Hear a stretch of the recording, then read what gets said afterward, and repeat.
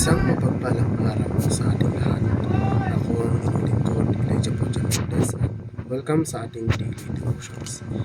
Ang ating verse for the day nasa Roma chapter 1 verse 18 to 21. Sinasabi dito, nahahayag mula sa langit ang poong ng Diyos laban sa lahat ng kasamaan at kalikuan ng mga taong sumisikil sa katotohanan sa pamamagitan ng kanilang kasamaan, sapagkat ang maraming nalaman tungkol sa Diyos ay maliwanag sa kanila.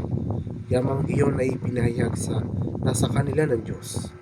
Mula pa nang likhain ng Diyos ang sanlibutan, ang kanyang hindi nakikitang kalikasan ay kanyang walang hanggang kapangyarihan at pagka-Diyos ay maliwanag na nakikita at namamawaan dahil sa mga bagay na kanyang ginawa.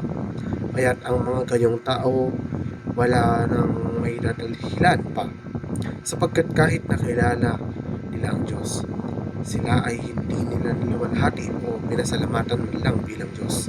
Sa halip, naging walang kabuluhan ang kanilang mga pag-iisip at naging madilim ang hangal nilang mga puso. Ang katotohanan ng Diyos ay naroroon sa bawat puso ng tao.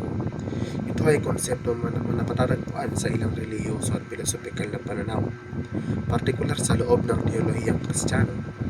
Iminumungkahi nito na ang isang pangunahing kamalayan o pananabik sa Diyos o para sa isang bagay na mas mataas ay likas sa loob ng sangkatauhan. Pigilan ng puso ang tao ang katotohanan ito. Ito ay kadalasang tumutukoy sa konsepto ng Biblia ng mga tao na likas na pinipigilan ang katotohanan tungkol sa Diyos at ang kanilang pangangailangan para sa kaligtasan. Ang pagsupil na ito ay nagmumula sa pagnanais na iwasan ang pananagutan sa isang banal na Diyos at isang kagustuhan para sa kasalanan o otonomiya sa sarili.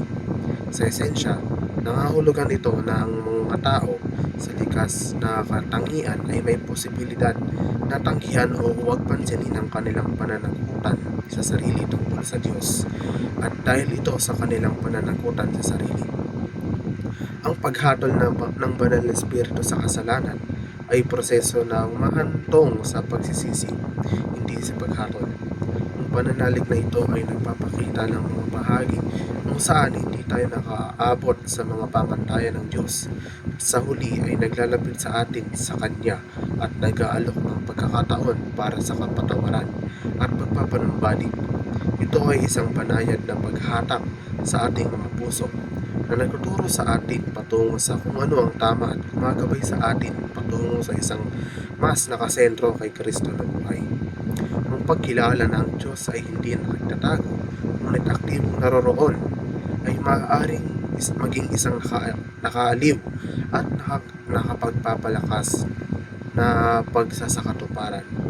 Inilipat nito ang pananaw mula sa isang pakiramdam ng pagiging nag-iisa o hindi nakikita sa isang paniniwala sa isang mapagmahal na sa lahat ng dako ng Diyos na naghahanap ng koneksyon.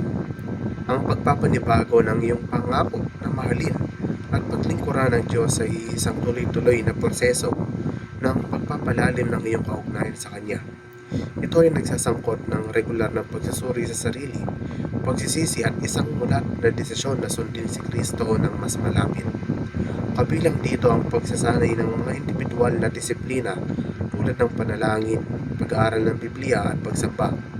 Nangangahulugan din ito ng paghahanap ng kanyang patnubay, pagtanggap ng lakas sa pamamagitan ng kanyang salita at aktibong pakikibahagi sa kanyang kalooban. Ang pagtugon sa pagsamba habang pinagmamasdan mo ang likha ng Diyos ay nangangahulugan ng pagpapakita ng pagpipitagan, pagsamba at papuri sa Diyos para sa kanyang kahangahangang nilikha. Kabilang dito ang pagkilala sa kapangyarihan, karunungan at pagmamahal ng Diyos na makikita sa natural na mundo at sa lahat ng kanyang mga gawa. Muli, ako ang inyong lingkod, Elijah Pochamontes, at dito na nagtatapos ang aking daily devotions.